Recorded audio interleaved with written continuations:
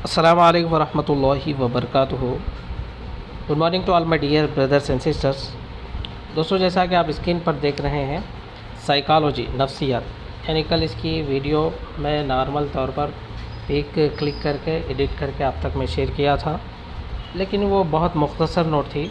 आज हम इस वीडियो में ग्रोथ एंड डेवलपमेंट, यानी ग्रोथ क्या है, बालिगी क्या है, मैं इसलिए आपके सामने पेश कर रहा हूँ क्योंकि ग्रोथ एंड डेवलपमेंट से, स्टेजेस ऑफ डेवलपमेंट से, प्रिंसिपल ऑफ डेवलपमेंट से, हेरिडिटी एंड इन्वायरमेंट से, यानी जिसका मैं आपके सामने ज़िक्र कर रहा हूँ, मैच्योरिटी एंड लर्निंग के टॉपिक से, यानी इन तमाम से जुमला 4 सवालात टेट इम्तिहान में पूछे जा रहे हैं। क्योंकि मैं आपको क्वेश्चन पेपर भी आखिर में बताऊंगा।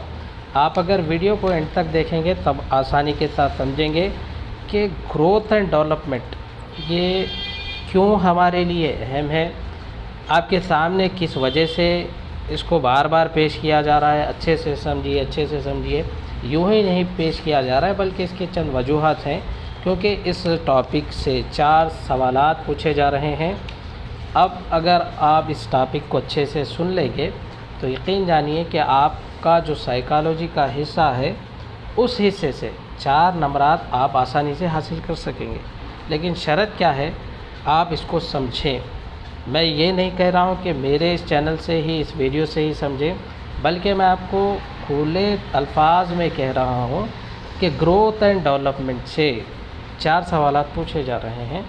आप कहीं से भी इसको आप समझ सकते हैं, लेकिन आप जो वीडियो देख रहे हैं, यानी आप स्क्रीन पर जो पिक देख रहे हैं, अगर आपको ये नोट्स चाहिए तो डिस्क्रिप्शन में मैं टेलीग्राम का लिंक दे दूँगा।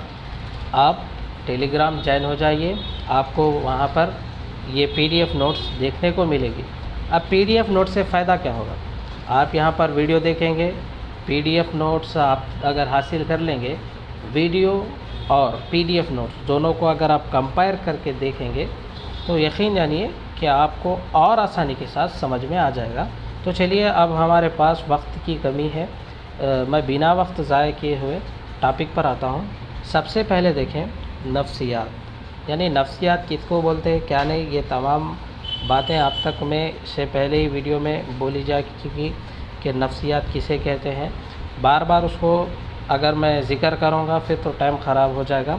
ग्रोथ एंड डेवलपमेंट के बारे में भी एक टॉपिक मैं आप तक में शेयर किया था, यानी एक वीडियो के ज़रिए, लेकिन अभी मैं इसलिए शेयर कर रहा हूँ क्योंकि एक ही वीडियो में तकरीबन सिलेबस, यानी growth and development, principle of development, heredity development, पुख्तगी क्या है, मैच्योरिटी क्या है, लर्निंग क्या है, प्रिंसिपल ऑफ डेवलपमेंट क्या है, और एक स्टेजेस ऑफ डेवलपमेंट, ये तमाम का एक ही वीडियो में तज़किरा किया जा रहा है। आप इसको अच्छे से समझें। तो चलिए, ग्रोथ एंड डेवलपमेंट, आप जैसा कि यहाँ पर देख रहे हैं, ग्रोथ एंड डेवलपमेंट, ग्रोथ और डेवलपमेंट किसे कहते हैं, उसके साथ साथ हम मैच्योरिटी यानी पुख्तगी को भी जोड़ लेंगे। अब यहाँ पर आपको सवाल ये पैदा हो रहा है कि ग्रोथ एंड डेवलपमेंट, मैच्योरिटी, यानी ग्रोथ बालिगी, डेवलपमेंट नशोनुमा, मैच्योरिटी पुख्तगी, इसको उर्दू में क्यों नहीं लिखी। देखिए, अगर आप उर्दू का पर्चा उठा कर देखें तो उसमें भी ग्रोथ यानी बालिगी और साइड में कॉलम में लिखा गया नशोनुमा, तो यहाँ पर कंफ्यूज होने के ज़्यादा चांसेस है। तो इसलिए आप growth and development and maturity, इसको आप इंग्लिश में ही याद रखें। जहाँ पर उर्दू में याद रखने की ज़रूरत पड़ेगी वहाँ पर ख़ुद ब खुद इस वीडियो में नोट के ज़रिए आप तक में शेयर किया गया है। तो अब देखें यहाँ पर,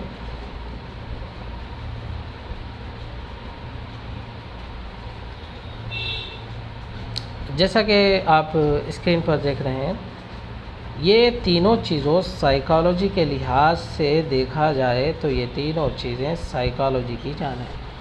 यानी साइकोलॉजी की जान क्या है ma'am, growth, development and maturity. Psychology की जान किसे कहा जाता है, ग्रोथ, डेवलपमेंट एंड मैच्योरिटी, इन तीनों का मजमुआ साइकोलॉजी की जान कहलाता है।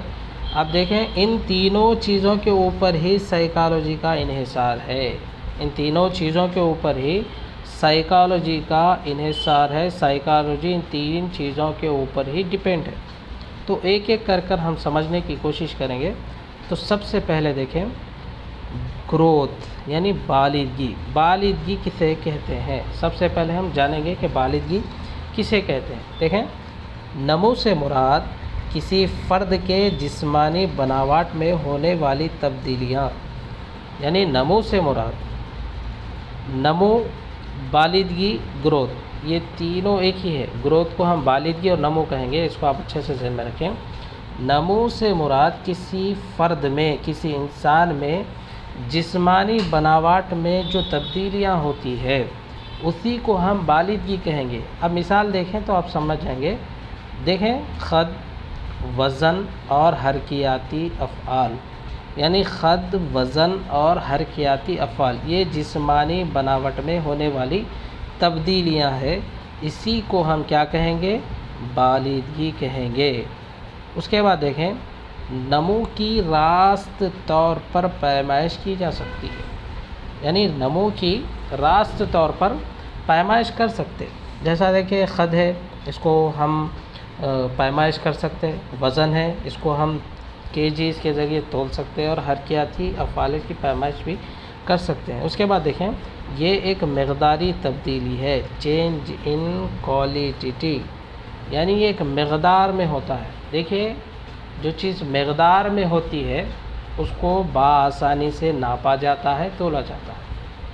آپ بات سمجھ میں آئی؟ یہاں پر بات کلیئر ہے کہ جو چیز مقدار میں ہوتی ہے، کوالٹیٹی میں ہوتی ہے، اس کو ہم ناپ سکتے ہیں، پیمائش کر سکتے ہیں۔ یہ بات یہاں پر کلیئر ہے، اور یہ پوائنٹ بہت ہی امپارٹنٹ ہے، اس کو آپ نوٹ کر کے رکھیں کہ ایک مقداری تبدیلی ہے، یعنی ایک مقدار میں ہوتی ہے، مقدار ہوتی ہے۔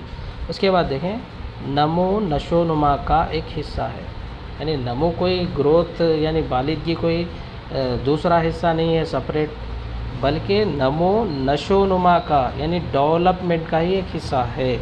اس کے بعد دیکھیں، نمو کا عمل، یا دیکھیں نمو کا عمل پختگی کے بعد رک جاتا ہے۔ نمو کا جو عمل ہے وہ پختگی کے بعد کیا ہوتا ہے؟ رک جاتا، یعنی یہ تمام عمر جاری نہیں رہتا۔ اب نمو کا عمل پختگی کے بعد رک جاتا ہے، یعنی یہ تمام عمر جاری نہیں رہتا۔ اس پوائنٹس کو ہم پختگی میں سمجھنے کی کوشش کریں گے، کیونکہ پختگی کسے کہتے ہیں آپ نیکسٹ سلائیڈ میں دیکھنے کو ملے گا، اس میں آپ سمجھنے کی کوشش کریں گے۔ اس کے بعد دیکھیں، انفرادی اختلافات پائے جاتے ہیں، یعنی انفرادی اختلافات بہت زیادہ پائے جاتے ہیں، کس میں؟ گروتھ میں۔ اس کے بعد آگے بڑھیں گے ہم۔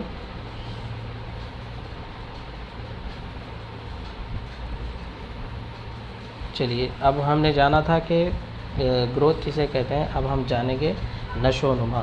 نشو و نما کیا چیز ہے؟ دیکھیں، نشو و نما سے مراد فرد کے جسمانی تبدیلیوں کے ساتھ ساتھ اس کے صفات، رجحانات، صلاحیتوں اور رویوں میں ہونے والی تبدیلی، یعنی نشو و نما سے مراد فرد کے جسمانی تبدیلیاں، یعنی ہم گروتھ میں دیکھیں کہ کسی فرد میں جو جسمانی تبدیلیاں ہوتی ہے اس کو ہم کیا بول رہے ہیں؟ گروتھ بول رہے ہیں۔ لیکن یہاں پر کیا ہے؟ نشو و نما سے مراد کسی فرد کے جسمانی تبدیلیاں کے ساتھ ساتھ اس کے اندر جو تبدیلیاں ہو رہی ہیں، مثال کے طور پر صفات، رجحانات، صلاحیت اور رویے میں جو تبدیلیاں واقع ہو رہی، اسی کو ہم نشو و نما کہتے ہیں۔ اس کو آپ اچھے سے ذہن نشین کر لیں۔ اس کے بعد دیکھیں، اس کی پیمائش مشاہدے کے ذریعے کی جاتی ہے، یعنی اس کی پیمائش نہیں کر سکتے، یعنی اس کے اندر صفات کتنی ہیں، رجحانات، صلاحیت کتنی ہے، ہم اس کا اندازہ لگا سکتے ہیں، مشاہدہ کر سکتے ہیں، لیکن اس کو پیمائش نہیں کر سکتے کہ اتنا ہی ہے، بلکہ اندازہ لگا سکتے ہیں، قدر تعین کر سکتے ہیں۔ اس کے بعد دیکھیں، یہ ایک معیاری تبدیلی ہے، چینج ان کوالٹیٹی۔ وہاں پر کوانٹٹی، یعنی کوانٹٹی کس کو بولے وہاں پر؟ کوانٹٹی اسے کہا جاتا ہے، یعنی مقدار میں جو چیز ہے اس کو ناپا جا سکتا ہے، یعنی ایک چیز کی کوئی مقدار ہے تو اس کو ہم ناپ سکتے، یا پھر تول سکتے یا پھر پیمائش کر سکتے، لیکن یہاں یہ ایک معیاری تبدیلی ہے، معیاری تبدیلی چینج ان کوالٹیٹی، یعنی یہ کوالٹیٹی چینجز ہے، یہ ایک معیاری تبدیلی ہے، یا یہ عمل پیدائش سے لے کر موت تک جاری رہتا ہے۔ نشو و نما کا جو عمل ہے پیدائش سے لے کر موت تک جاری رہنے والا عمل ہے، لیکن وہاں پر ہم نے دیکھا کہ گروتھ میں دیکھا کہ گروتھ کا جو عمل ہے کب رک رہا تھا، وہاں پختگی کے بعد، میچورٹی کے بعد وہاں پر یعنی گروتھ کا عمل رک جاتا ہے، لیکن ڈیولپمنٹ کا جو عمل ہے یہ عمل پیدائش سے لے کر کب تک، موت تک جاری رہتا ہے، یعنی جیسا ہی بچہ پیدا ہوا اس کا ڈیولپمنٹ شروع ہو جاتا ہے، اور یہ عمل مسلسل موت تک، یعنی انا للہ و انا الیہ راجعون بولے تک میں اس کا عمل یعنی نشو و نما جاری رہتا ہے۔ تو چلیے آگے ہم پختگی کیا ہے جاننے کی کوشش کریں گے۔ پختگی یعنی میچورٹی، میچورٹی بہت امپورٹنٹ ہے، اس کو آپ اچھے سے ذہن میں رکھیں، یعنی گروتھ، ڈیولپمنٹ اور میچورٹی، ان تین چیزوں کو اگر آپ سمجھیں گے تو یقین جانیے آپ بآسانی کے ساتھ سائیکالوجی سمجھ جائیں گے۔ ان تین چیزوں کے اوپر ہی سائیکالوجی ہے۔ ہم نے پہلے ہی کہا کہ سائیکالوجی کی جو جان ہے، جان کسے کہتے ہیں آپ اچھے سے جانتے ہیں، باشعور ہیں۔ جان دیکھیں، پختگی گروتھ، ڈیولپمنٹ اینڈ میچورٹی، ان تینوں کا مجموعہ سائیکالوجی کی جان کہلاتا ہے۔ تو چلیے پختگی کسے کہتے ہیں۔ عمر کے ساتھ انسان میں پختگی آتی ہے۔ عمر بولے تو ہمارے گھر کے بازو میں ہے وہ عمر، یا پھر کلاس میٹس ہے وہ عمر نہیں نا، عمر یعنی ایج کے ساتھ انسان میں پختگی آتی ہے، عمر کے ساتھ ساتھ انسان میں میچورٹی آتی ہے، اسی کو ہم کیا کہیں گے، پختگی یعنی میچورٹی۔ بالغی کے ساتھ ساتھ جو تبدیلیاں آتی ہے پختگی کہلاتی ہے۔ بالغی کسے بولے، گروتھ، یعنی گروتھ کے ساتھ ساتھ جو تبدیلیاں انسان میں آتی اسی کو پختگی کہتے ہیں۔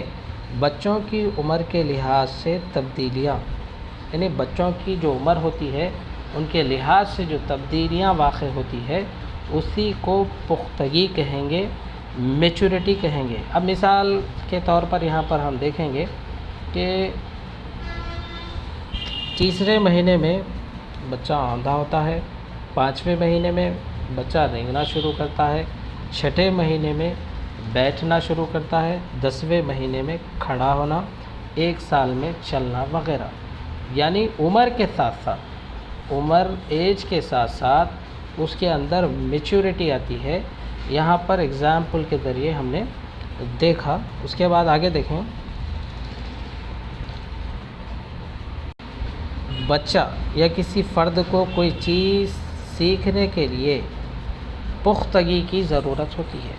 کوئی انسان کوئی چیز سیکھنا چاہتا ہے تو اس کو پختگی کی ضرورت ہوتی ہے، یعنی میچورٹی کی ضرورت ہوتی ہے۔ اگر کوئی انسان کے اندر میچورٹی نہیں ہے، پختگی نہیں ہے، وہ اگر کوئی چیز سیکھنا چاہ رہا ہے، یعنی زبردستی بھی آپ مثال کے طور پر 5th کلاس کا بچہ ہے یا پھر 3rd کلاس کا بچہ ہے، یعنی اس کے اندر پختگی نہیں ہے، میچورٹی نہیں ہے، اگر آپ اس کو 10 کلاس کا سلیبس سمجھائیں گے تو وہ سمجھ پائے گا؟ بالکل نہیں سمجھ پائے گا۔ یعنی جب تک اس بچے میں پختگی نہیں آئے گی، اور پختگی کب آئے گی؟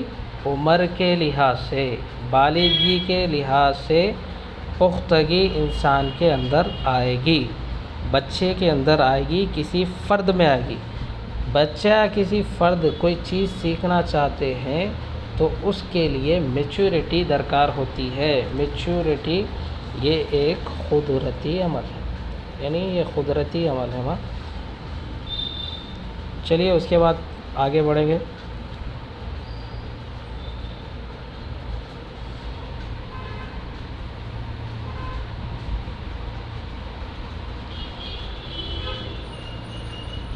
دیکھیں اگلا پوائنٹ کافی اہم ہے، اس کو بھی آپ اچھے سے ذہن میں رکھیں۔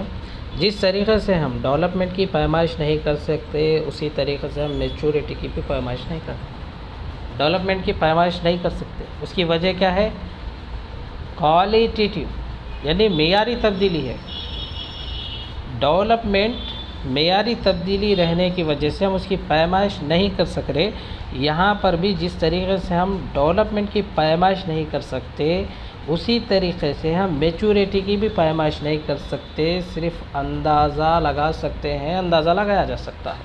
اس کو بھی آپ اچھے سے ذہن میں رکھیں. اس کے بعد دیکھیں میچورٹی بھی ڈیولپمنٹ کی طرح معیاری تبدیلی ہے.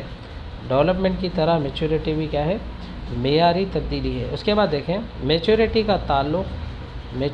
کا جو تعلق ہے وہ جو ہے توارث سے ہوتا ہے. اب توارث کیا ہے اس کو ہم اگلے سلائیڈ میں جاننے کی کوشش کریں گے. ہیریڈیٹی یعنی یہاں پر بھی نارملی میں آپ کو ایکسپلین کروں گا, یعنی ماں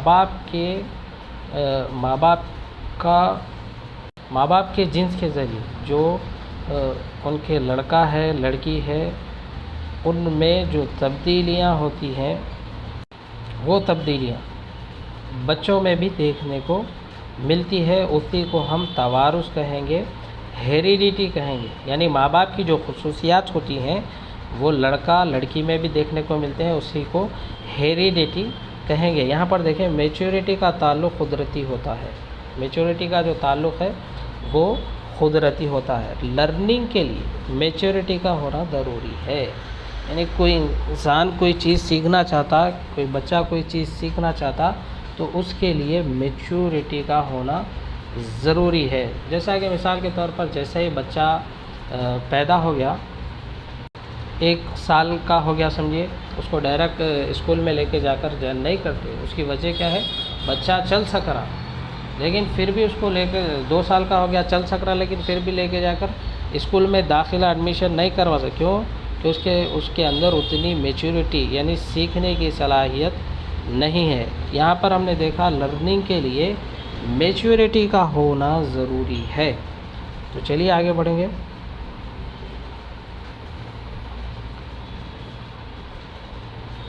اب یہاں پر دیکھیں میچورٹی ورسز لرننگ, یعنی اکتساب لرننگ سیکھنے سے آتی ہے. اکتساب جو ہے یعنی لرننگ سیکھنے سے آتی ہے. پختگی کا تعلق قدرتی ہوتا ہے. یہ جو پختگی کا تعلق ہے وہ نیچرل پروسیس ہے, یعنی پختگی کا جو تعلق ہے وہ قدرتی ہے لیکن اکتساب سیکھنے سے آتا ہے. اس کے بعد دیکھیں اکتساب لرننگ سیکھنا شعوری حالت میں ہوتا ہے. دیکھیں آپ ابھی اگر ویڈیو میرا سین کر رہے ہیں تو شعوری حالت میں آپ یعنی ویڈیو دیکھ رہے ہیں تبھی آپ سیکھ پائیں گے. اگر لاشعوری کی حالت میں اگر آپ ویڈیو دیکھیں گے تو آپ نہیں سیکھ پائیں گے. یعنی اکتساب جو ہے شعوری حالت میں ہوتا ہے, لاشعوری حالت میں نہیں ہوتا. اس کے بعد دیکھیں پختگی لاشعوری حالت میں ہوتی ہے. یعنی پختگی جو ہے وہ لاشعوری حالت میں ہوتی ہے. یعنی بچہ جو ہے 3 مہینے میں آندھا ہونا ہے, یعنی اس کو شعور نہیں رہتا لیکن پختگی آتی ہے. شعور نہیں رہنے کے باوجود بھی بچے کے اندر پختگی آ جاتی ہے. یعنی لاشعوری کی حالت میں پختگی آتی ہے لیکن سیکھنے کے لیے شعوری حالت ضروری ہے. اس کے بعد دیکھیں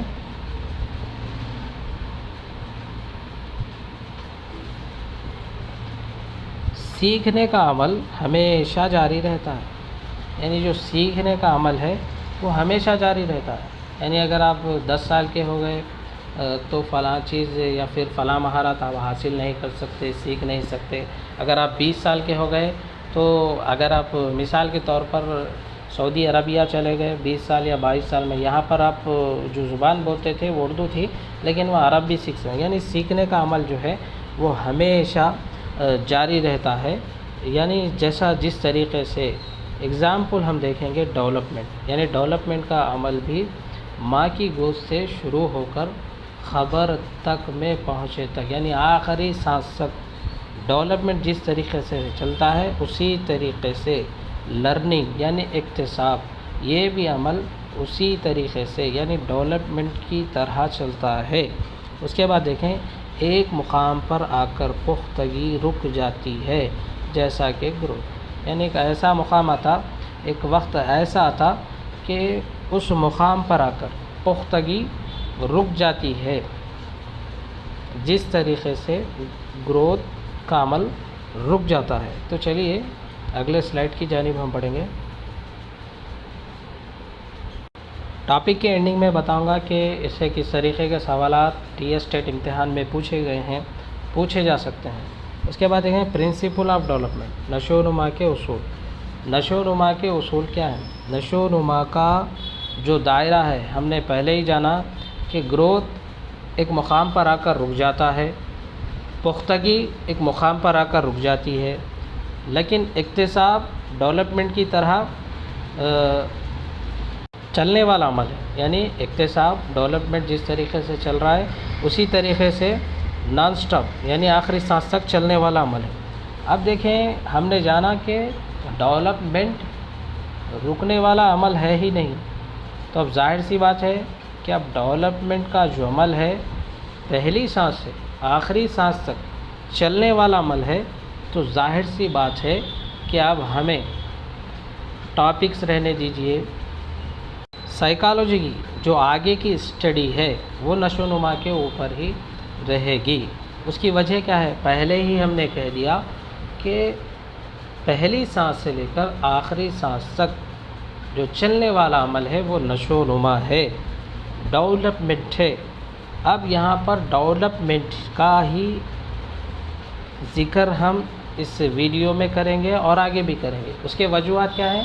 ڈیولپمنٹ کا جو دائرہ ہے وہ بہت بڑا ہے، گروتھ کا دائرہ چھوٹا تھا، یعنی ایک کوانٹٹی میں تھا، اس کو ہم میجر کر سک رہے، ناپ سک رہے، تول سک رہے، لیکن ڈیولپمنٹ کا جو دائرہ ہے وہ بہت بڑا ہے، تو ظاہر سی بات ہے جو بڑا دائرہ ہوتا ہے اس کو ہم زیادہ جاننے کی کوشش کرنا ہے، اور سائیکالوجی میں بھی نشو و نما کا ہی زیادہ ذکر کیا گیا ہے۔ اس کے وجوہات کیا ہیں؟ اس کا دائرہ بڑا ہے جس کی ہم پیمائش نہیں کر سک رہے، بلکہ ہم مشاہدہ یعنی مشاہدے کے ذریعے اندازہ لگا سک رہے کہ بھائی یہ چیز اتنی ہو سکتی۔ تو دیکھیں نشو و نما کے اصول، اب یہاں پر نشو و نما کے اصول کس وجہ سے پڑھنا چاہیے، نشو و نما کے اصول ہوتے کیا ہے وہ ہمیں دیکھنا ہوگا کیونکہ یہ بہت ضروری ہے۔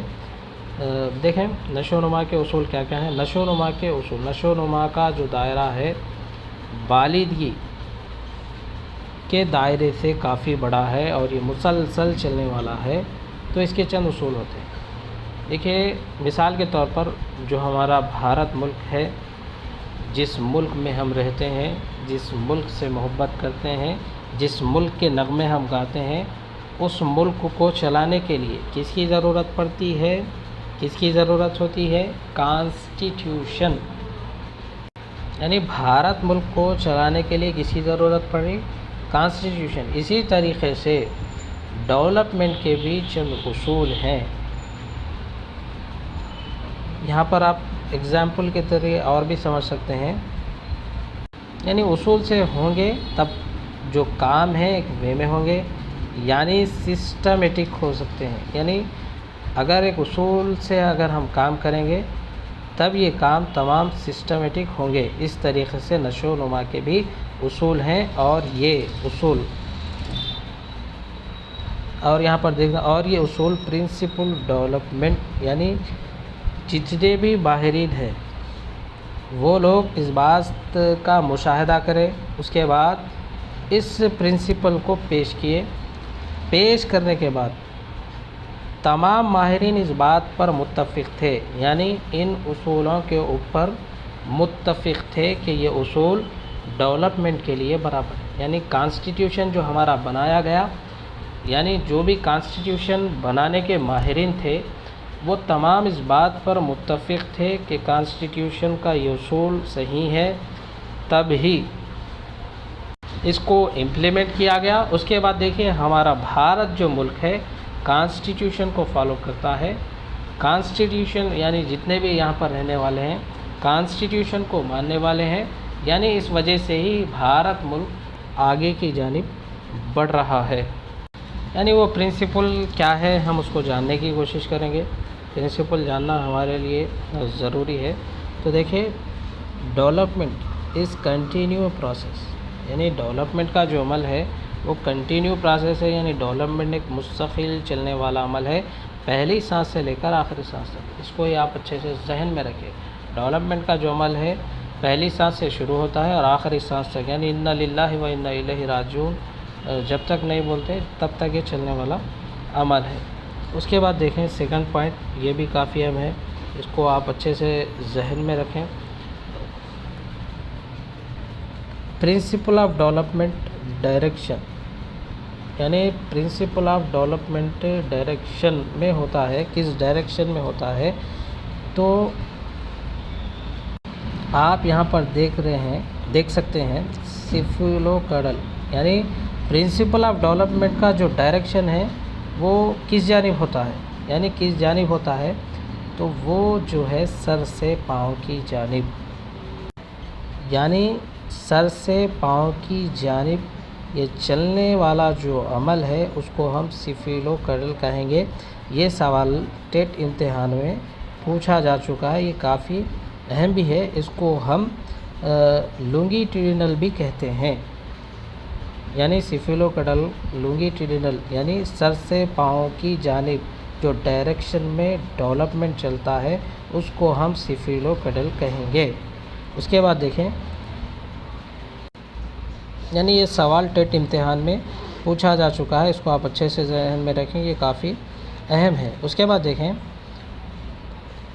پراکسیمو ڈسٹل، یہ سیکوینس کون سی ہے؟ یعنی یہ سیکوینس درمیانی حصے سے باہر کی جانب، یعنی اس کا ڈائریکشن درمیانی حصے سے شروع ہو کر باہر کی جانب جو ڈائریکشن ہوتا ہے وہ پرنسپل آف ڈیولپمنٹ میں پراکسیمو ڈسٹل کہلاتا ہے، یعنی پراکسیمو ڈسٹل کہلاتا ہے، یعنی درمیانی حصے سے باہر کی جانب اس کا ڈائریکشن ہوتا ہے. یہ بھی کافی اہم ہے، اس کو بھی آپ اچھے سے ذہن میں رکھیں. اس کے بعد اگلا پوائنٹ دیکھیں، development follows a fix sequence, یعنی نشو و نما ترتیب وار ہوتا ہے، اس کو ہم آرڈرلی سیکوینس کہیں گے، یعنی یہ آرڈر میں ہوتا ہے. یعنی کس طریقے سے دیکھیں، مثال کے طور پر یہاں پر ہم سمجھیں گے تمام ممالک کے بچوں کو پہلے انفینسی مرحلہ ہی آئے گا، یعنی تمام، اگر امریکہ کا لڑکا ہے تو اس کو اڈالسنس نہیں آئے گا، یا پھر ضعیفی حالت میں، یعنی ڈائریکٹ پیدا ہوتے ہی ضعیفی حالت میں نہیں جائے گا، بلکہ یہ فکس سیکوینس ہے. نشو و نما جو ہے ترتیب وار ہوتا ہے. مثال کے طور پر بچہ سب سے پہلے، یہاں پر آپ دیکھ سکتے ہیں، بچہ سب سے پہلے رینگتا ہے، بیٹھتا ہے، چلتا ہے، دوڑتا ہے، یعنی یہ سیکوینس میں کام ہو رہا ہے، ایک ترتیب میں کام ہو رہا ہے. بچہ پہلے کیا کر رہا؟ رینگتا، اس کے بعد کیا کرتا؟ بیٹھتا، اس کے بعد چلتا، اس کے بعد دوڑتا، اور یہ فکسڈ سیکوینس ہے، اس کو آپ اچھے سے ذہن میں رکھیں. تو چلیے اگلے پوائنٹ کی جانب ہم بڑھیں گے.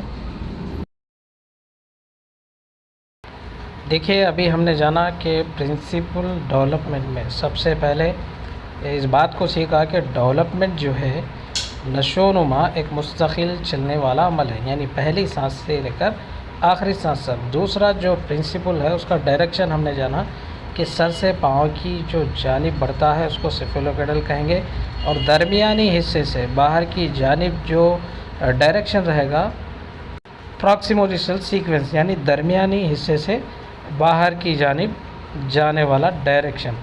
اس کے بعد ہم نے جانا کہ نشو و نما ترتیب وار ہوتا ہے، یعنی نشو و نما آرڈرلی سیکوینس ہوتا ہے، یعنی تمام ممالک کے بچے ہیں ان کو پہلے انفینسی اسٹیج ہی آئے گا، دوسرا اسٹیج نہیں آتا. اس کے بعد ہم جانیں گے، یعنی پرنسپل آف ڈیولپمنٹ کا جو چوتھا پوائنٹ ہے، نشو و نما ایک انفرادی عمل ہے. اب آپ یہاں پر سوچیں گے کہ اس سے پہلے بولے کہ یہ فکسڈ پرابلم ہے، یعنی فکسڈ سیکوینس ہے. اب یہاں پر یہ بات کہی جا رہی ہے کہ نشو و نما ایک انفرادی عمل ہے.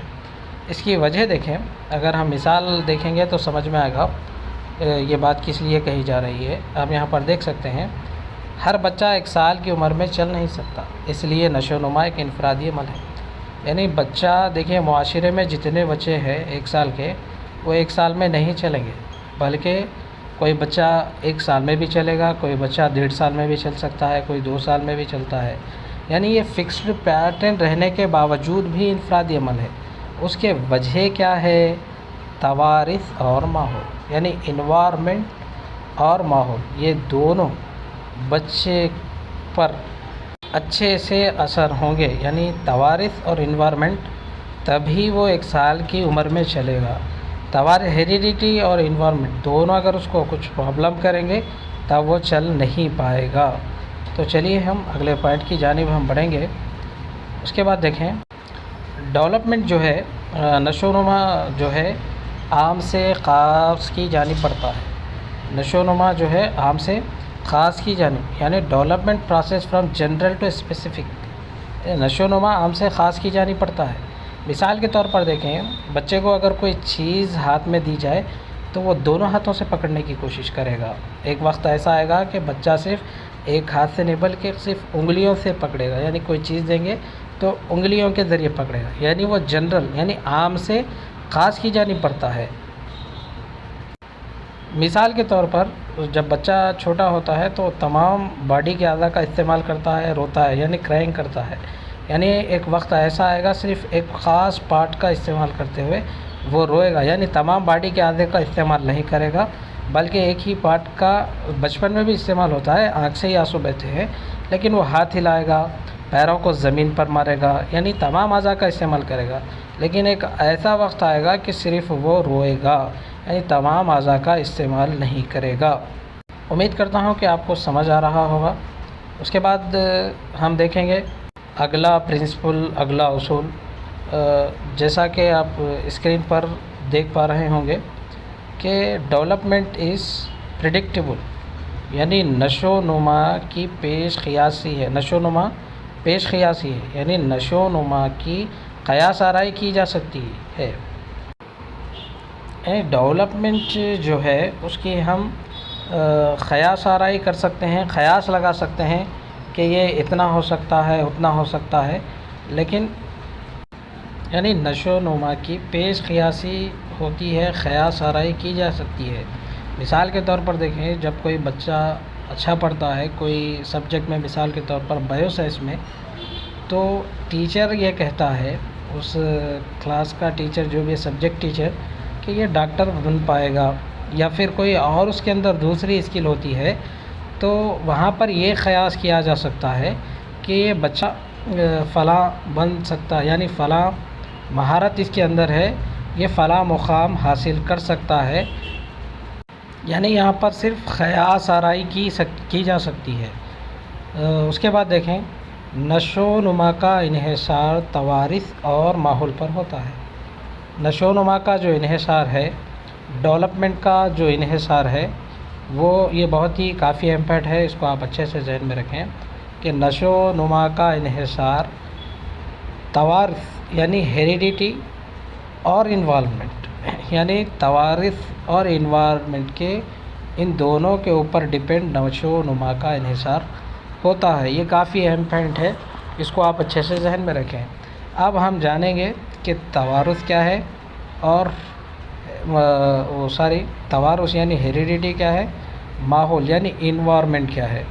تو چلیے ہم اس کو سمجھنے کی کوشش کریں گے کہ یہاں سے بھی ایک کوشچن پوچھا جاتا ہے۔ اب میں آپ کو بتاؤں گا کہ کوشچن پوچھا گیا ہے یا پھر نہیں، کیونکہ پھر آپ شک میں رہ جائیں گے، ارے یہ بھی پوچھا جائے گا، وہ بھی پوچھا جائے گا۔ جیسا آپ دیکھ سکتے ہیں، بالغی کا محصل، یعنی بالغی کا محصل کیا ہے؟ یہاں پر آپ کو 4 آپشن دیے گئے ہیں، ان میں سے کوئی ایک کریکٹ آنسر ہے۔ آپ بھی ان 4 آپشنز میں سے ایک کریکٹ آنسر ہے، اس کو آپ یعنی کون سا کریکٹ آنسر ہے اس کو آپ سلیکٹ کریں۔ خیر اس کے بعد ہم یعنی اپنے ٹاپک پر جائیں گے۔ تو چلیے اب ہم ہیریڈیٹی اور انوائرمنٹ یعنی توارث اور ماحول کو سمجھنے کی کوشش کریں گے۔ توارث کا مطلب یعنی توارث کا مطلب کیا ہے وہ جانیں گے۔ توارث کا مطلب جسمانی یا ذہنی خصوصیات جو یعنی توارث کا مطلب کیا ہے؟ خصوصیات جنینیاتی طور پر ایک نسل سے دوسرے نسل میں منتقل کرنا، یعنی جو ماں باپ کے خصوصیات ہے وہ بچوں میں منتقل ہوتے ہیں، اسی کو ہم توارث کہیں گے۔ یعنی ماں باپ کے اندر اگر ماں باپ ہوشیار ہے تو وہ جنس کے ذریعے جنینیات کے ذریعے نسل در نسل منتقل ہوتے ہیں، یعنی آبا و اجداد کے یعنی ہمارے دادا پردادا کے اندر جو خاصیت تھی خصوصیات تھی وہ ان کے بیٹوں میں آئی، ان کے بیٹوں سے یعنی جینیٹکس طور پر جنینیاتی طور پر نسل در نسل۔ ٹھیک ہے، سوال بھی پوچھا جا سکتا ہے توارث کسے کہتے ہیں، توارث کسے کہتے ہیں، ہیریڈیٹی کسے کہتے ہیں؟ تو آپ اچھے سے ذہن میں رکھیں، توارث کا مطلب جسمانی یا ذہنی خصوصیات، جسمانی یعنی فزیکلی، ذہنی یعنی جو ہوشیاری بچوں میں ہوتی ہے وہ جنینیات یعنی جنینیات جینیٹکس طور پر ایک نسل سے دوسری نسل میں منتقل ہوتی ہے، یعنی ماں باپ کے جو خصوصیات ہوتے ہیں جو بچوں میں جنینیات کے ذریعے نسل در نسل جسمانی یا ذہنی جو خصوصیات منتقل ہوتے ہیں اسی کو ہم توارث کہیں گے۔ اور توارث پر زیادہ محنت کی یعنی توارث کے اوپر جس نے زیادہ کام کیا اس کا نام جان مینڈل ہے۔ فادر آف جینیٹکس کسے کہا جاتا ہے؟ یہ سوال بھی پوچھا جا سکتا ہے کیونکہ یہ سلیبس سے ریلیٹڈ ہے، اس کو بھی اچھے سے ذہن میں رکھیں۔ Father of genetics John Mendel کو کہا جاتا ہے۔ تو چلیے آگے بڑھتے ہیں، اور ہمیں یہ بھی یاد رکھ لینا چاہیے کہ فرد میں 20 یعنی جملہ 23 کروموزومز پائے جاتے ہیں، یعنی ایک فرد میں جملہ 23 کروموزومز پائے جاتے ہیں جن میں 22 کروموزومز آٹوزومز ہوتے ہیں۔ ایک یعنی جنینیات جو ہے خصوصیات وہ طے کرتا ہے، اور اس میں سے ایک جو کروموزومز ہے یعنی یہ جنس طے کرتا ہے، یعنی میل پیدا ہوگا یا پھر فیمیل۔ اس کے بارے میں زیادہ ڈسکس کرنا نہیں چاہتا، لیکن پھر بھی ہمیں اتنا جان لینا چاہیے کہ 22 جو کروموزومز یعنی جملہ 23 کروموزومز ہوتے ہیں، دونوں کے ملا کر 46 کروموزومز ہوتے ہیں۔ 23 کروموزومز فرد میں پائے جاتے ہیں، اور 22 جو کروموزومز ہوتے ہیں وہ آٹوزومز ہوتے ہیں، اور ایک جو کروموزومز ہے وہ جنس تیار کرتا ہے۔ اور ایک بات یہاں پر یاد رکھنا ضروری ہے، یعنی یہاں پر اتنی چیزیں اس لیے سکھائی جا رہی ہے کہ یہ توارث سے ہی ریلیٹڈ ہے، یعنی انسان یہ جو توارث ہے یعنی ماں باپ کے اندر جو خصوصیات ہے وہ بچے میں کس طرح آ رہی ہے اسی سے ریلیٹڈ ہے۔ تو یہ کروموزومز جو ہیں 23 کروموزوم، اس میں 22 کروموزوم آٹوزومز ہوتے ہیں اور ایک جنس طے کرتا ہے۔ اس کے بعد دیکھیں کہ اب یہاں پر جو جنس طے ہو رہا ہے وہ کیسے طے ہوتا ہے، یہاں پر سمجھنے کی کوشش کریں گے۔ یہ رہا میل اور یہ رہا فیمیل، یعنی میل کی جانب سے ایکس کروموزومز اور فیمیل کی جانب سے بھی ایکس کروموزومز، یعنی یہ 2 کروموزومز جب ملتے ہیں تو لڑکی پیدا ہوتی ہے۔ یعنی فیمیل کے پاس تو طے ہے کہ ایکس ہی کروموزومز ہے، میل کے پاس میں ایکس وائی کروموزومز ہوتا ہے، اور یہاں پر وائی کروموزومز اور یہاں پر ایکس کروموزومز ملتا ہے، تب یہاں پر یعنی جو رزلٹ آئے گا وہ لڑکا پیدا ہوگا۔ یعنی اس کے بارے میں زیادہ ڈسکس کرنا نہیں چاہتا، اس کے بعد ہم آگے بڑھنے کی کوشش کریں گے۔ تو چلیے آگے بڑھتے ہیں۔ اس کے بعد آپ اس بات کو بھی یاد رکھیں کہ ماں باپ کے بیضے اور باپ کے نر زواجے، یعنی ماں باپ کے ماں کے بیضے اور باپ کے زواجے یعنی اسپرم کے باہم ملنے سے زائگوٹ تیار ہوتا ہے، یعنی جفتہ تیار ہوتا ہے، زائگوٹ جسے ہم کہتے ہیں۔ زائگوٹ کی جو پیدائشی یعنی ایج ہوتی ہے اس کی پیدائش سے لے کر 2 ہفتے تک ہوتی ہے۔ اس کو آپ اچھے سے ذہن میں رکھیں کہ ماں کے بیضے اور باپ کے زواجے یعنی نر زواجے اسپرم کے باہم ملنے سے نرزواج اسپرم کے باہم ملنے سے کیا تیار ہو رہا؟ جفتہ، جس کو ہم انگلش میں زائگوٹ کہیں گے. اور جو ٹوینس پیدا ہوتے ہیں، یعنی جو بچے پیدا ہوتے ہیں، وہ دو قسم کے ہوتے ہیں. یعنی کون سے ہم جاننے کی کوشش کریں گے. تو سب سے پہلے یہاں پر دیکھیں آئیڈینٹیکل ٹوینس. یعنی آئیڈینٹیکل ٹوینس کسے کہتے ہیں؟ دیکھنے میں یکساں نظر آتے ہیں، یعنی ایک دوسرے کے مشابہ ہوتے ہیں، اور یہ لڑکا یعنی دونوں کے دونوں لڑکے ہی ہوتے ہیں. آئیڈینٹیکل ٹوینس یعنی یہ دیکھنے میں سیم. یعنی پہلے آپ ایک چھوٹے بھائی کو دیکھ لیں، پھر اور ایک 2 یا 3 گھنٹے کے بعد یا پھر اس کے بعد میں پھر اس کے بڑے بھائی کو دیکھ لیں. یعنی پہلے بھائی کو بھی دیکھا آپ نے، دوسرے بھائی کو بھی دیکھا، تب یہ دونوں آپ کو مشابہ نظر آئیں گے. یعنی ارے انہوں تو ابھی ہمارے سامنے سے گئے، پھر ادھر کدھر سے آ رہے. یعنی ایک آپ راستے پر جا رہے تو اگر آئیڈینٹیکل ٹوینس ہے، پہلے ایک بھائی چلے گا، اس کے بعد پیچھے سے اور ایک ہے، تو آپ کو ایسا لگے گا کہ بھئی ارے پہلے اب بھی گئے نا بھائی، پھر ادھر سے کدھر سے آ رہا بول کے ایسا ذہن میں آئے گا. یعنی یہ دونوں کے دونوں لڑکے ہی رہیں گے. آئیڈینٹیکل ٹوینس سے مراد دیکھنے میں یکساں مشابہ نظر آتے ہیں. اس کو یہ آپ اچھے سے ذہن میں رکھیں. ویسے تو اس کی تفصیل بہت دی گئی ہے، لیکن اتنا ذہن میں رکھیں کافی رہے گا. آئیڈینٹیکل ٹوینس میں دونوں کے دونوں لڑکے ہی پیدا ہوتے ہیں. اس کے بعد دیکھیں فیٹرنل ٹوینس. فیٹرنل ٹوینس میں دونوں یکساں یعنی مشابہ نہیں ہوتے. اور یہاں پر دونوں جب مشابہ نہیں ہیں تو یہاں پر ہم نے جانا تھا کہ آئیڈینٹیکل ٹوینس میں کہ دیکھنے میں دونوں مشابہ ہوتے ہیں، اور مشابہ رہنے کے باوجود ان کا جنس کون سا ہوتا ہے؟ میل ہوتا ہے. یعنی دونوں کے دونوں میل ہی ہوتے ہیں. یہ کس میں رہا؟ آئیڈینٹیکل ٹوینس میں. آئیڈینٹیکل ٹوینس میں یا فیٹرنل ٹوینس میں ہم کیا دیکھ رہے کہ بھئی دونوں یکساں یعنی مشابہ نہیں ہوتے. اور یہاں پر کیا رہے گا؟ لڑکا لڑکی، یعنی ایک میل اور ایک فیمیل. اس کو کہیں گے فیٹرنل ٹوینس. یہ دونوں جو ٹوینس کے اقسام ہیں، اس کو آپ اچھے سے ذہن میں رکھیں. شاید آپ کو یہاں پر سمجھنے میں تھوڑی دشواری آ رہی ہوگی کیونکہ یہ لائننگ بہت زیادہ ہو گئے. تو یہاں پر دیکھیں ٹوینس کے 2 اقسام ہیں. ایک ہے آئیڈینٹیکل ٹوینس، دوسرا ہے فیٹرنل ٹوینس. آئیڈینٹیکل ٹوینس سے مراد دیکھنے میں یکساں نظر آتے ہیں، یعنی مشابہ ہوتے ہیں. یعنی وہ دونوں کے دونوں کیا رہیں گے؟ میل رہیں گے. اور فیٹرنل ٹوینس میں ایک لڑکا رہے گی، ایک لڑکی. یعنی دونوں یکساں طور پر نظر نہیں آتے، مشابہ ایک دوسرے کے نہیں ہوتے. ایک کا رنگ اگر گورا رہے گا تو ایک کا تھوڑا سانولا یا پھر بلیک بھی ہو سکتا ہے. بلیک نہیں کہہ سکتے لیکن یہ سانولا کہہ سکتے ہیں. یعنی ایک دوسرے کے وہ لوگ مشابہ اگر نہیں ہیں تو وہ فیٹرنل ٹوینس کہلائیں گے. اور فیٹرنل ٹوینس میں ایک میل اور دوسرا رہے گا فیمیل. آئیڈینٹیکل ٹوینس میں دونوں کے دونوں میل رہیں گے اور یہ ایک دوسرے کے مشابہ رہیں گے، ایک دوسرے سے جدا نہیں رہیں گے بلکہ مشابہ رہیں گے. اس کو ہم کہیں گے آئیڈینٹیکل ٹوینس.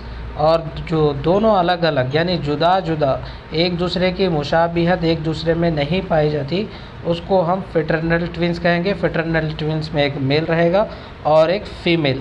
آئیڈینٹیکل ٹوینس میں دونوں کے دونوں میل ہی رہیں گے. تو چلیے ہم آگے کی جانب بڑھیں گے.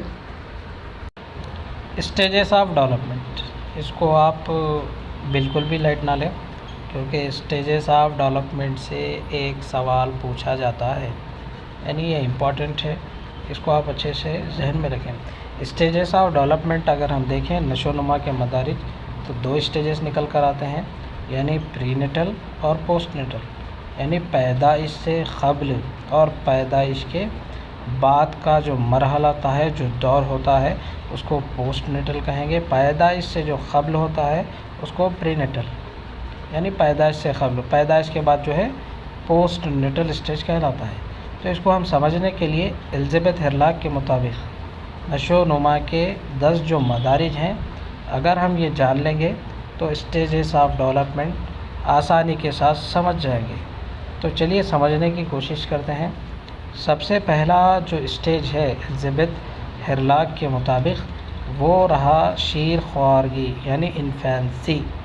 یہ اسٹیجز دیکھیں 0 to 2 سال یعنی 0 to 2 ایئرس، پیدائش سے لے کر 2 سال تک کا جو ایئر ہوتا ہے، جو مرحلہ ہوتا ہے، اس کو ہم کہیں گے شیر خوارگی، انفینسی۔ تو انفینسی اسٹیج میں طبعی نشو و نما اور سماجی نشو و نما، ذہنی نشو و نما کس طریقے سے ہوتی ہے جانیں گے۔ نشو و نما کا جو عمل ہے تیز ہوتا ہے، یعنی 0 to 2 ایئرس میں نشو و نما کا جو عمل ہوتا ہے وہ تیز ہو جاتا ہے، یعنی تیز ہونا شروع ہوتا ہے۔ اور دیکھیں دودھ کے دانت نکل آتے ہیں، یعنی دودھ کے دانت طبعی نشو و نما میں دیکھ رہے 0 to 2 ایئرس انفینسی اسٹیج میں سب سے پہلے طبعی نشو و نما میں نشو و نما کا عمل اس میں تیز ہوتا ہے۔ دوسرا دودھ کے دانت نکل آتے ہیں، اور تیسرا ہے جو دماغ کا وزن جو ہوتا ہے زیادہ بڑھ جاتا ہے، یعنی دماغ کا وزن جو ہے وہ زیادہ بڑھ جاتا ہے۔ اور اس کے ساتھ ساتھ بچے کا وزن پیدائش کے وقت 7 پاؤنڈ ہوتا ہے، یعنی پیدائش کے وقت بچے کا جو وزن ہے 7 پاؤنڈ ہوتا ہے۔ قد جو ہے 19 انچ تا 20 انچ ہوتا ہے۔ سر کا حصہ جسم کے مقابلے میں 1/4 حصہ ہوتا ہے، یعنی جب بچہ کو یہ پیدا ہو رہا تو سب سے جو اعلیٰ اس کا پارٹس بڑا رہے گا جسم کا تو وہ رہے گا سر۔ تو چلیے اب ہم دیکھیں گے ذہنی نشو و نما۔ ذہنی نشو و نما میں دیکھیں یعنی بچہ 2 ماہ میں آواز پر سر گھماتا ہے، کوئی چیز کو پکڑنے کے لیے کہے یعنی پکڑنے دیا جائے اس کو تو دونوں ہاتھوں کا استعمال کرتا ہے، اور 6 ماہ میں پیار اور غصے میں فرق کو محسوس کرتا ہے، یعنی آپ اس سے پیار سے بات کریں یا پھر غصے کی حالت میں بات کریں وہ اس فرق کو محسوس کرتا ہے۔ 2 سال کے آخر تک یعنی 2 سال کا جو مرحلہ ہوتا ہے انفینسی اسٹیج یعنی 0 to 2 ایئر، سال کے آخر تک میں وہ کھیل کودنے کے اور کپڑے پہننے کے قابل ہو جاتا ہے۔ اگر ہم سماجی نشو و نما دیکھیں یعنی انفینسی اسٹیج میں تو 3 ماہ میں ہی ماں کو پہچانتا ہے، 2 سال تک تنہا کھیلنا پسند کرتا ہے، اور 2 سال کے آخر تک میں بڑوں کا ہاتھ بٹاتا ہے۔ یہ رہے سماجی نشو و نما۔ اس کے ساتھ ساتھ آپ کو یہ بھی یاد رکھنا ہے کہ سماجی برتاؤ خاکے میں پہلا جو مہینہ ہوتا ہے انسانی آوازوں اور دیگر شوروں کے درمیان فرق نہیں کر سکتا۔ دوسرے مہینے میں یعنی دوسرا مہینہ جو ہوتا ہے اس میں انسانی آوازوں کی شناخت کر سکتا ہے اور آدمیوں کو دیکھ کر مسکراتا ہے۔ دوسرے مہینے میں ہی انسانی آوازوں کی شناخت کر سکتا ہے اور آدمیوں کو دیکھ کر مسکراتا بھی ہے، اور تیسرے مہینے میں اپنے ماں کی بھی شناخت کرتا ہے، یعنی ماں کی شناخت کرتا ہے۔ ماں اگر اس کے سامنے ہے تو خوش ہوتا ہے، ماں یعنی اس سے دور ہو رہی ہے تو وہ یعنی ماں کے غائب ہونے کا اس کو احساس ہوتا ہے، وہ ناخوش ہوتا ہے۔ اور چوتھے مہینے کی بات کریں تو لوگوں کو اپنی طرف راغب کرنے کے لیے خوشی کا بھی اظہار کرتا ہے اور لوگوں کی موجودگی میں خوش بھی ہوتا ہے۔ 5ویں مہینے میں مسکراہٹ اور ڈانٹ پر مختلف رد و عمل ظاہر کرتا ہے اور پیار بھری اور غصے والی آواز کے درمیان فرق کرتا ہے، یعنی پیار سے بولا گیا یا پھر غصے کی حالت میں بولا گیا، اس میں دونوں میں فرق محسوس کرتا ہے۔ اور یعنی 6 مہینے میں اجنبی لوگوں کو دیکھ کر ڈر کا اظہار کرتا ہے، یعنی اجنبی جو لوگ ہوتے ہیں 6 مہینے میں اجنبی لوگوں کو دیکھ کر ڈر کا اظہار کرتا ہے، اور اگر اس کے گھر میں ہی رہ رہے ہیں وہ پہلے سے ہی دیکھ رہا ہے ان کو دیکھ کر وہ مسکراتا ہے۔ اور 7ویں مہینے میں یا کہیں 8ویں مہینے میں باتیں جو ہوتی ہیں اور چھوٹے عمل، حرکت اور اشارے جو ہوتے ہیں وہ دوسروں کو دیکھ کر کرنے کی کوشش کرتا ہے۔ 10ویں 12ویں مہینے کے اندر وہ اپنے خیال یا عکس امیج سے کھیلتا ہے، یہاں تک کہ وہ بوسہ بھی لیتا ہے۔ 12ویں مہینے کی اگر ہم بات کریں یا پھر 12ویں مہینے کو 1 سال بھی کہہ سکتے ہیں، نونو یا گزارش کی دوسری شکلوں کے رد و عمل سے باز آ جاتا ہے۔ 2 سال پر بالغ لوگوں کے ساتھ ان کی روزمرہ مشغولیات میں تعاون کرتا ہے اور خاندان کا ایک حرکیاتی رکن بن جاتا ہے۔ یعنی یہ تمام چیزیں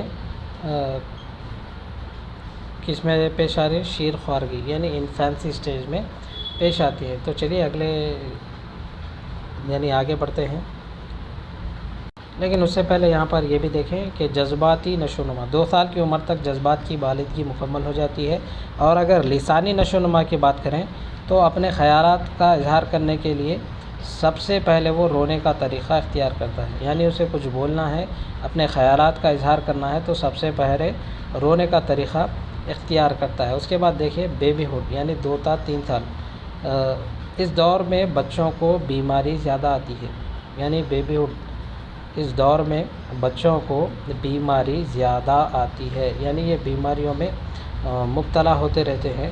اب اس کے بعد دوسرے پوائنٹ کو دیکھیں، بیبی ہوڈ دور کو کرٹیکل اسٹیج کا دور بھی کہتے ہیں۔ یہ سوال پوچھا جا چکا ہے، اس کو آپ اچھے سے ذہن میں رکھیں۔ بیبی ہوڈ کا جو دور ہوتا ہے وہ کون سا دور کہلاتا ہے؟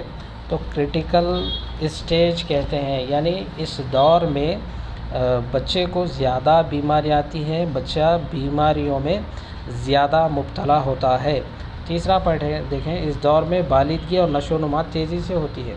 یعنی بیبی ہوڈ دور میں کرٹیکل اسٹیج بھی کہا جا رہا ہے، لیکن بالغی گروتھ اور ڈیولپمنٹ تیزی سے ہوتا ہے۔ سوال یہ بھی پوچھا جا سکتا ہے وہ کون سا اسٹیج ہے جس اسٹیج میں بالغی اور نشو و نما تیزی سے ہوتے ہیں؟ تو وہ اسٹیج کا نام کیا رہے گا؟ بیبی ہوڈ یعنی بچپن۔ اس کے بعد دیکھیں 2 تا 3 سال، یہاں پر دیکھ سکتے ہیں 2 تا 3 سال کی عمر میں انڈیپینڈنٹ یعنی گروپ یعنی متوازی کھیل جیسے کہ پیرالل پلے کھیلتا ہے، یعنی کھلونوں کے ذریعے بھی کھیلتا ہے، دوسرے بچوں کے ساتھ بھی وہ کھیل کھیلتا ہے۔ اور آخری پوائنٹ اس اسٹیج سے یہ رہا کہ بچے اس مرحلے میں سالیڈیٹری پلے کھیل کھیلتے ہیں، یعنی کھلونے کے ذریعے کھیلتے ہیں۔ دیکھیے 2 سے 3 سال کے جو بچے ہوتے ہیں وہ آپ ان کا مشاہدہ کر سکتے ہیں، دیکھ سکتے ہیں کہ وہ لڑکے اور لڑکیاں کھلونوں سے کھیلتے ہیں، اس کو سالیڈیٹری پلے کہتے ہیں۔ یہ اسٹیج یعنی یہ بھی سوال پوچھا جا سکتا ہے کہ سالیڈیٹری پلے جو ہوتا ہے وہ کون سے مرحلے میں کھیلا جاتا ہے؟ تو آپ کا جواب رہے گا بیبی ہوڈ یعنی بچپن۔ تو چلیے ہم آگے بڑھتے ہیں۔ ابتدائی بچپن یعنی بچپن، ابتدائی بچپن کسے کہتے ہیں؟ یہ کتنے سال سے شروع ہو کر کتنے سال میں اختتام ہوتا ہے یہ جاننے کی کوشش کریں گے۔ ابتدائی بچپن ارلی چائلڈہڈ 3 تا 5 سال ہوتا ہے۔ اس مرحلے کو پری اسکول ایج یعنی پری پرائمری مدرسے کا دور بھی کہتے ہیں۔ یہ بھی پوائنٹ کافی اہم ہے، اس کو آپ اچھے سے ذہن میں رکھیں کہ پری پرائمری مدرسے کا دور کسے کہتے ہیں، یعنی کون سا وہ اسٹیج ہے، مرحلہ ہے کس کے؟ الزبتھ ہرلاک کے مطابق تو ارلی چائلڈہڈ یعنی 3 تا 5 سال کا جو دور ہے، ابتدائی بچپن ہے، اس مرحلے کو پری اسکول ایج یعنی پری پرائمری مدرسے کا دور بھی کہتے ہیں۔ اس کے بعد دیکھیں اس مرحلے کو اور ایک بھی بولتے، دیکھیے پری گینگ ایج، یعنی وہ کون سا مرحلہ ہے جس کو پری گینگ ایج کہتے ہیں؟ 4 آپشن اگر کوئی دے دیے جائے آپ کو، اگر وہاں پر ابتدائی بچپن نظر آئے تو آپ اس کو سلیکٹ کریں گے، کیونکہ یہ پری گینگ ایج یہاں پر پری گینگ یعنی یہاں سے بچے گینگ بنانا شروع کرتے ہیں، یعنی اس مرحلے کو پری گینگ ایج بھی کہا جاتا ہے۔ اس کو آپ اچھے سے ذہن نشین کر لیں۔ اس کے بعد آگے بڑھتے ہیں۔ اس مرحلے میں کریٹیوٹی بہت زیادہ پائی جاتی ہے۔ دیکھیے بچے کریٹیوٹی اگر دیکھیں تو بچپنے میں نئی وہ لوگ کریٹیوٹیز کرتے ہیں، آپ دیکھے ہوں گے۔ یہ پوائنٹ تو خیر پہلے سے ہی آپ جانتے ہیں، لیکن اگر نہیں جانتے تو اس کو آپ اچھے سے ذہن میں رکھیں کہ اس مرحلے میں بچوں میں کریٹیوٹی زیادہ پائی جاتی ہے۔ اس کے بعد اگر ہم دیکھیں یعنی اگلا پوائنٹ دیکھیں، یہ بھی کافی اہم ہے۔ اس مرحلے کو کریٹیوٹی ایج بھی کہا جاتا ہے۔ کریٹیوٹی ایج کون سے مرحلے کو کہا جاتا ہے؟ سوال پوچھا جا سکتا ہے۔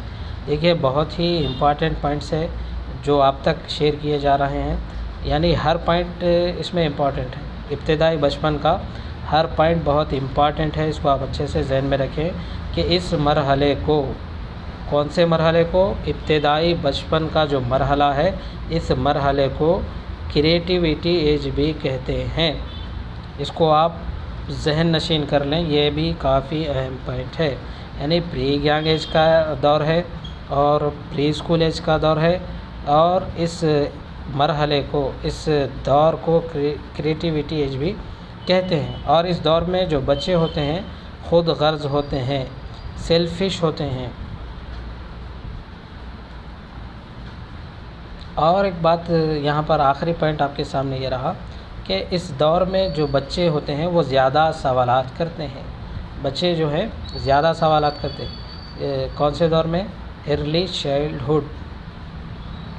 یہاں پر ابتدائی بچپن کا جو دور ہے، اس دور کے بچے زیادہ سوالات کرتے ہیں. اس بات کو آپ اچھے سے ذہن میں رکھیں. ان میں 3 پوائنٹ بہت ہی اہم ہیں. پہلا جو مرحلہ ہے، اس مرحلے کو پری اسکول ایج بھی کہتے ہیں، یعنی پری پرائمری مدرسے کا دور. اور دوسرا جو اس میں اہم پوائنٹ ہے، اس مرحلے کو پری ینگ ایج بھی کہتے ہیں، یعنی پری ینگ ایج یہ لوگ بناتے. اور تیسرا جو پوائنٹ ہے، اس مرحلے میں کریٹیوٹی بہت زیادہ ہوتی ہے. جب کریٹیوٹی زیادہ ہوتی ہے تو اسی مرحلے کو کیا ہے، کریٹیوٹی ایج کا دور بھی کہا گیا ہے. یہ 3 پوائنٹ بہت ہی کافی اہم ہیں. اس کو آپ اچھے سے ذہن نشین کر لیں. تو چلیے آگے کی جانب بڑھتے ہیں.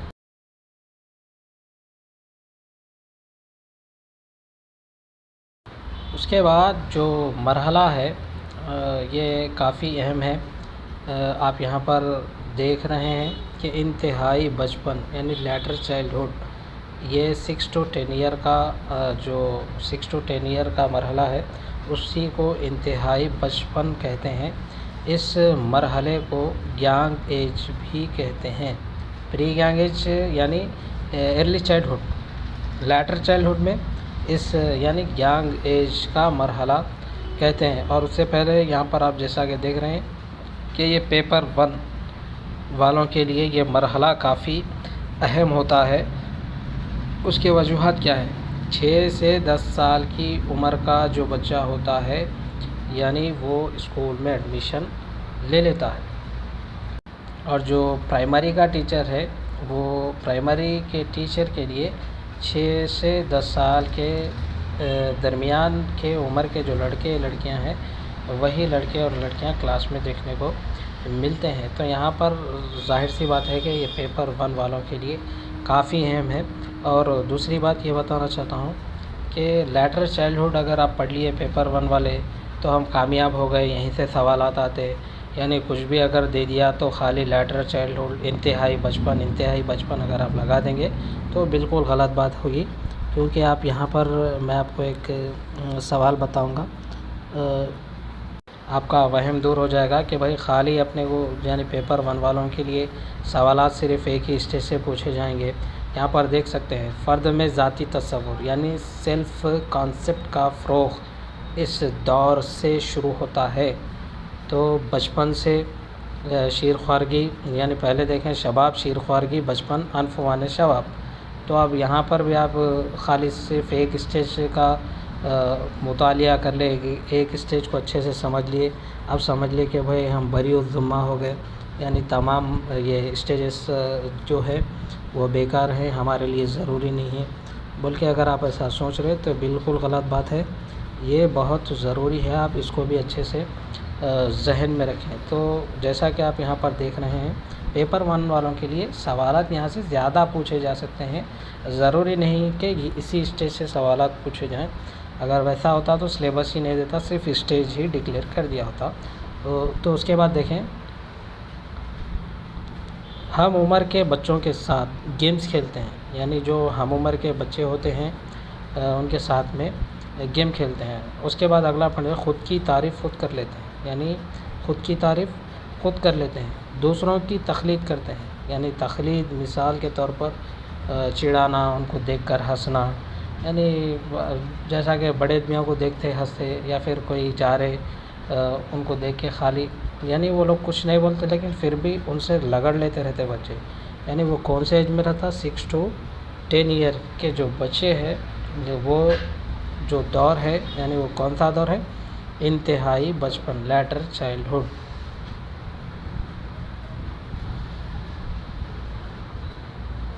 تو چلیے ہم آگے بڑھتے ہیں. لڑک پن یعنی پیبرٹی 11 تا 12 سال بہت ہی کم وقفے کا یہ مرحلہ ہوتا ہے. یہاں پر دیکھیں پیبرٹی جو لفظ ہے وہ کس زبان سے اخذ کیا گیا ہے، سوال بھی پوچھا جا سکتا ہے. پیبرٹی جو لفظ ہے لاطینی زبان سے اخذ کیا گیا ہے. لفظ پیبرٹی جو ہے پیبرٹ سے اخذ کیا ہے جس کے معنی جیسا کہ آپ دیکھ رہے ہیں فرد میں تبدیلی کے جو معنی نکل کر آتے ہیں وہ پیبرٹس کے ہیں. یعنی پیبرٹی لفظ لاطینی زبان سے اخذ کیا گیا ہے. اس کے بعد دیکھیں جنسی خصوصیات میں تبدیلی واقع ہوتی ہے. یعنی جنسی جو خصوصیات ہوتے ہیں ان میں تبدیلی واقع ہوتی ہے. اس کو آپ اچھے سے ذہن میں رکھیں. یہاں پر اور ایک پوائنٹ آنا تھا وہ مس ہو گیا. جسمانی اعتبار سے بڑھنے کا زمانہ کہا جاتا ہے. یعنی جسمانی اعتبار سے فزیکلی اعتبار سے بڑھنے کا جو زمانہ کہا جاتا ہے وہ کسے کہا جاتا ہے، سوال پوچھا جا سکتا ہے. تو وہ رہا لڑک پن.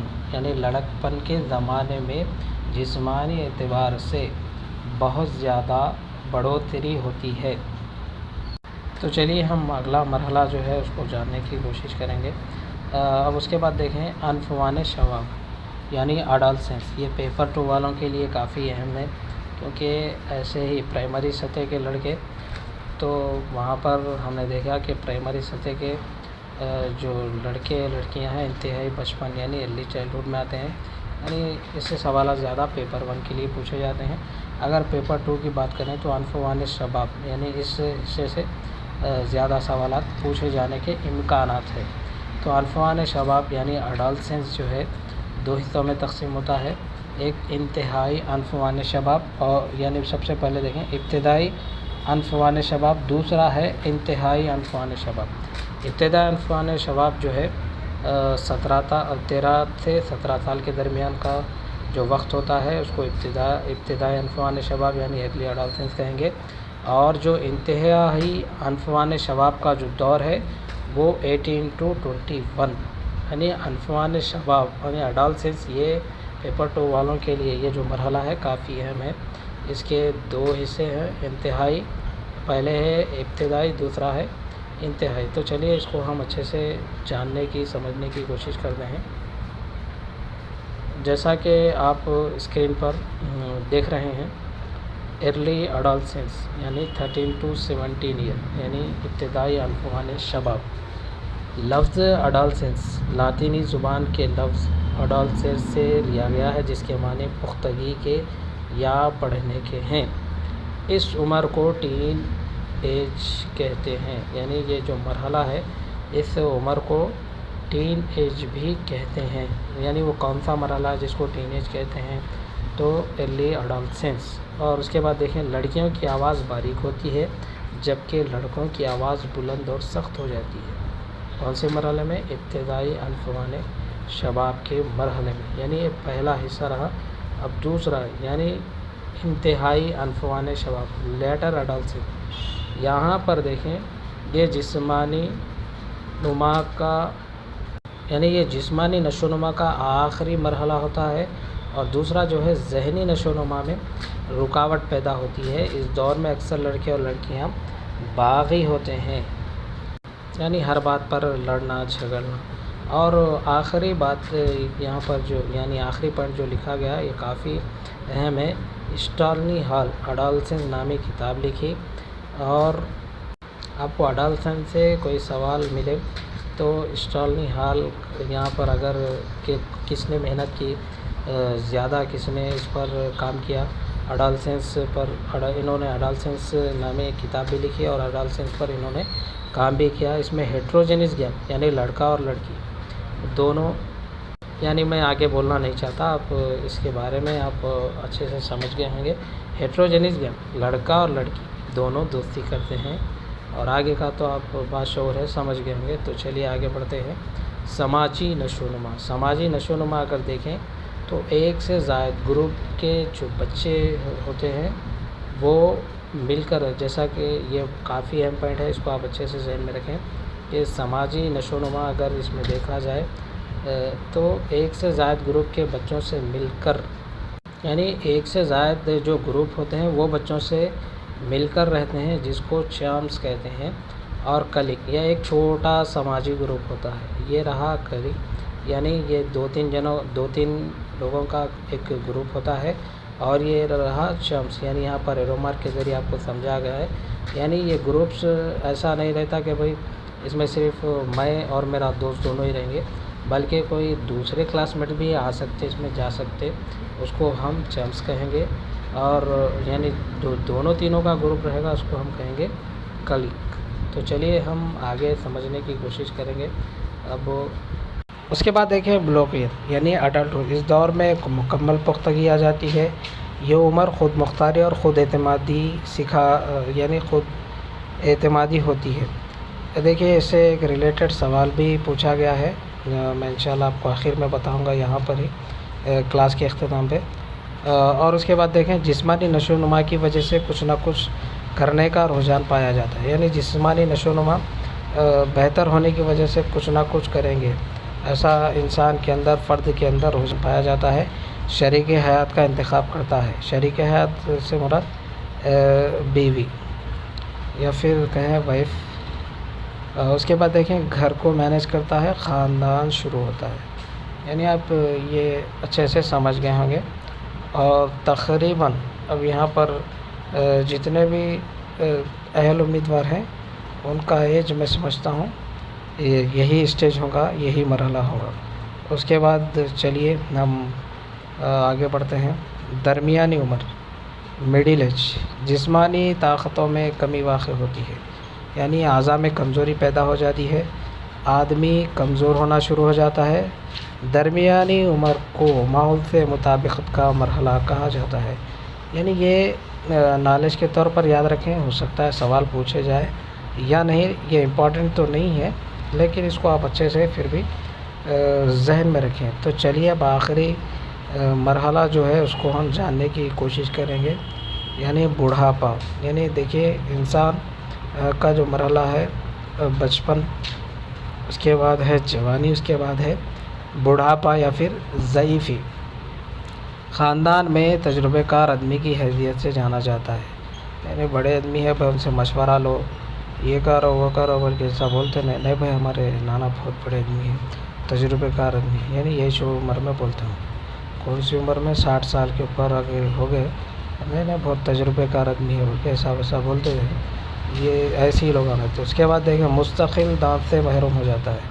یعنی جو دانت ہوتے ہیں وہ گرنا شروع ہو جاتے ہیں، گر جاتے ہیں. اس کے بعد حافظہ اور بصارت میں کمی واقع ہوتی ہے. یعنی وہ حافظے میں بھولنے کی عادت اور بصارت یعنی دیکھنے میں، یعنی آنکھ کی جو روشنی ہوتی ہے، جو بینائی ہوتی ہے، اس طریقے سے بچپن میں تھی، جوانی کے عالم میں تھی، وہ بات نہیں رہتی. ماضی کے حالات اور واقعات یاد رہتے ہیں. ماضی میں جو ان کے ساتھ بیتا ہوا ہے وہ حالات یاد رہتے ہیں اور واقعات بھی یاد رہتے ہیں. اور ایک ٹائم ایسا آتا ہے کہ بھئی انہوں کے خود حالات اور واقعات بن کر رہ جاتے ہیں. یعنی انسان کو کون سے بھی اسٹیج میں موت کا مزہ چکھنا ہی ہے. یعنی سرکار دو عالم صلی اللہ علیہ وسلم کے احادیث مبارکہ کا خلاصہ اگر میں آپ کے سامنے رکھوں، یہ بھی جاننا ضروری ہے کہ میری جو امت کی جو عمر رہیں گی 60 سے 70 سال کے درمیان میں. یعنی انسان بچپن میں اگر پیدا ہو گیا چلو بچ گیا، اچھی بات ہے. جوانی کے عالم میں ایڈوانس کا مانے کے رہے بچ گیا، چلیے اچھی بات ہے. یعنی ضعیفی حالت میں تو مرنا ہی مرنا ہے. لیکن سرکار دو عالم صلی اللہ علیہ وسلم نے فرمایا کہ جو میری امت کے جو بوڑھے لوگوں کی عزت نہیں کرتا وہ ہم میں سے نہیں، اور جو بوڑھے لوگوں کی عزت کرتا ہے وہ میری عزت کرنے کے برابر ہے.